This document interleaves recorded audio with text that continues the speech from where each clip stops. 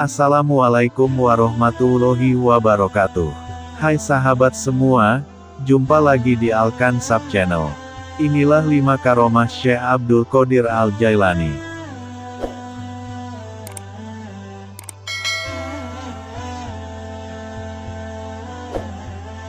1. Menembus jarak. Diriwayatkan dari Syekh Umar, beliau berkata, "Aku suatu kali mendengar tuan kami Syekh Abdul Qodir Al-Jailani bercerita. Keadaan ruhani, ahwal pernah datang kepadaku tanpa terduga sama sekali.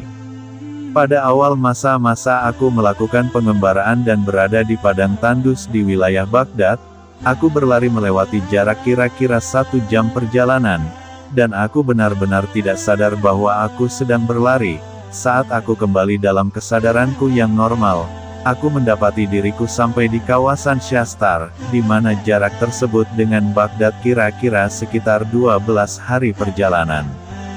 Ketika sampai di sana, aku berdiri dan melihat-lihat sekeliling, lalu seorang wanita datang kepadaku sambil berkata, 'Apakah yang kamu alami itu membuatmu terkejut dan heran? Padahal kamu tidak lain adalah Abdul Qodir Al-Jailani.' 2. Wanita diculik jin. Syekh Abu Futub Muhammad bin Abul Yusuf bin Ismail bin Ahmad Al-Karshi At-Tamimi Al-Bakari Al-Baghdadi meriwayatkan, bahwa suatu ketika Syekh Abu Said Abdullah bin Ahmad bin Muhammad Al-Baghdadi Al-Asyai datang kepada Syekh Abdul Qodir Al-Jailani dan mengatakan bahwa putrinya yang berusia 16 tahun, Fatimah yang sangat cantik, kemarin naik ke tingkat rumah, tapi tiba-tiba dia lenyap dari sana. Ketika Syekh Abdul Qodir Al-Jailani mendengar hal ini, beliau menghiburnya dan mengatakan kepadanya agar tidak perlu khawatir. Sang Wali Agung kemudian memerintahkan dia untuk pergi ke sebuah hutan pada malam hari. Syekh Abdul Qodir Al-Jailani menyatakan bahwa di dalam hutan dia akan melihat banyak gundukan pasir. Dia harus duduk di gundukan pasir ke-6 yang dilewatinya, dan harus membuat sebuah gambar lingkaran di sekeliling dirinya sambil berkata, "Bismillah," dan kemudian berkata, "Abdul Qodir." Syekh Abdul Qodir Al-Jailani berkata, "Menjelang sepertiga malam terakhir kau akan melihat pasukan jin berlalu. Mereka tampak sangat mengerikan dan ganas, tetapi engkau tak perlu takut, engkau harus tetap duduk dan menunggu." Tepat pada saat cahaya matahari pertama tampak, Raja Jin yang paling berkuasa akan lewat, dan dia akan menghampirimu lalu menanyakan permasalahanmu. Jelaskanlah permasalahanmu kepadanya, dan katakan bahwa aku yang mengutusmu. Beritahukan kepada Raja Jin itu tentang putrimu yang hilang. Syekh Muhammad Al-Baghdadi berkata, "Aku mengerjakan apa yang Syekh Abdul Qodir Al-Jailani perintahkan. Aku duduk di gundukan pasir tersebut dan menunggu. Setelah beberapa waktu, aku melihat pasukan jin dalam rupa-rupa yang mengerikan melintas. Mereka sangat marah kepadaku karena aku duduk di tengah-tengah jalannya, namun mereka tetap berlalu tanpa mengucap sepatah kata pun, karena mereka tidak berani memasuki lingkaran tersebut. Pada waktu fajar, sang Raja Jin melintas, lalu menanyakan permasalahanku. Ketika aku mengatakan bahwa yang mengutusku adalah Syekh Abdul Qodir Al-Jailani, maka dia segera turun dari kudanya dan berdiri dengan penuh hormat mendengarkan perkataanku. Lalu dia mengutus para jin untuk mencari jin yang telah menculik putriku. Akhirnya, putriku pun kembali, dan jin yang telah menculik putriku itu dihukum oleh sang Raja Jin." 3. Pengakuan 360 Wali. Abdullah Al-Jubai suatu kali berkata, Syekh Abdul Qodir Al-Jailani memiliki seorang murid bernama Umar Al-Hawali. Dia meninggalkan Baghdad dan tinggal di tempat lain selama beberapa tahun.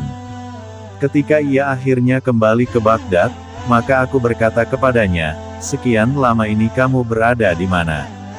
Dia menjawab, "Aku mengembara menyinggahi kota-kota di Suriah, Mesir, Persia, dan aku bertemu dengan 360 syekh, yang kesemuanya adalah para wali Allah. Tidak ada seorang pun dari mereka yang tidak berkata, Syekh Abdul Qadir Al-Jailani adalah syekh kami, dan merupakan pembimbing teladan kami menuju Allah Subhanahu wa Ta'ala. Syekh Hamad Ad-Dabas konon berkata, ketika Syekh Abdul Qadir Al-Jailani yang pada waktu itu masih remaja, disebut dalam majelisnya, aku melihat dua tanda di kepalanya, yang terpasang tegak di antara kebinatangan terendah dan kedaulatan tertinggi. Dan aku telah mendengar tentara kerajaannya memanggil-manggilnya dengan suara yang keras lagi jelas pada cakrawala tertinggi. Semoga Allah meridhoinya. Syekh Hamad Ad-Dabas kemudian berkata, kamu adalah penghulu para arifin di zamanmu nanti. Panjimu tertancap kuat untuk dibentangkan, baik dari kawasan timur sampai kawasan barat. Pundak orang-orang di zamanmu akan tunduk di bawah kendalimu, dan kamu akan diangkat pada suatu tingkatan spiritual yang mengungguli semua orang yang sebaya denganmu. 4. Bersembunyi di balik matahari. Pengasuh Syekh Abdul Qadir Al-Jailani menceritakan, bahwa sewaktu beliau masih kecil seringkali ketika dia menggendong sang syekh, mendadak beliau sudah tidak ada lagi di tangannya. Dia mengatakan, bahwa kemudian dia melihat Syekh Abdul Qadir Al-Jailani terbang ke langit dan bersembunyi di balik cahaya matahari. Ketika Syekh Abdul Qadir Al-Jailani sudah dewasa, sang pengasuhnya mengunjunginya dan bertanya, apakah beliau masih sering melakukan hal yang dulu sewaktu kecil beliau lakukan. Kemudian Syekh Abdul Qadir Al-Jailani menjawab, itu dulu ketika aku masih kecil, dan pada waktu itu aku masih lemah, maka aku bersembunyi di balik matahari, namun kini daya dan kekuatanku telah sedemikian besar, sehingga bila 1000 matahari datang, pasti mereka semua akan bersembunyi di balik diriku. 5. Bertemu dengan Nabi Muhammad dan diludahi. Ini diriwayatkan oleh Syekh Abu Muhammad Al-Jubai, bahwasannya beliau Syekh Abdul Qadir Al-Jailani berkata, aku suatu kali berjumpa dengan Rasulullah Shallallahu Alaihi Wasallam, dalam penampakan ruhani sebelum waktu zuhur, dan beliau Shallallahu Alaihi Wasallam berkata kepadaku, wahai anakku terkasih, kenapa engkau tidak berbicara, berdakwah kepada manusia?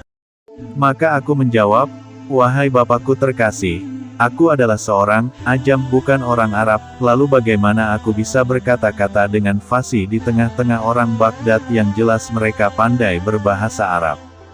Kemudian beliau Shallallahu Alaihi Wasallam berkata, sekarang, bukalah mulutmu.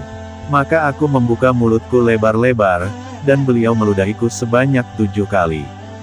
Kemudian beliau Shallallahu Alaihi Wasallam berkata kepadaku, kamu harus berdakwah kepada manusia sekarang, ajaklah mereka menuju jalan Allah dengan hikmah dan nasihat yang baik. Aku kemudian menunaikan salat zuhur, dan kemudian aku duduk setelah itu hendak berceramah, namun aku masih kehilangan kata-kataku. Kemudian aku melihat penampakan Sayyidina Ali Karramallahu wajah, dan beliau berkata, bukalah mulutmu. Aku lalu membuka mulutku, dan beliau meludahiku sebanyak 6 kali, lalu aku bertanya kepada beliau, kenapa engkau tidak meludahiku sebanyak 7 kali seperti halnya Rasulullah Shallallahu Alaihi Wasallam melakukannya? Beliau menjawab, sebagai adab penghormatanku kepada Rasulullah. Setelah mengucapkan kata-kata itu, beliau pergi. Nah, itulah 5 kisah Syekh Abdul Qadir Al-Jailani. Semoga video kali ini bermanfaat untuk kita semua, dan semoga keimanan kita bertambah kepada Allah Subhanahu wa Ta'ala. Assalamualaikum warahmatullahi wabarakatuh.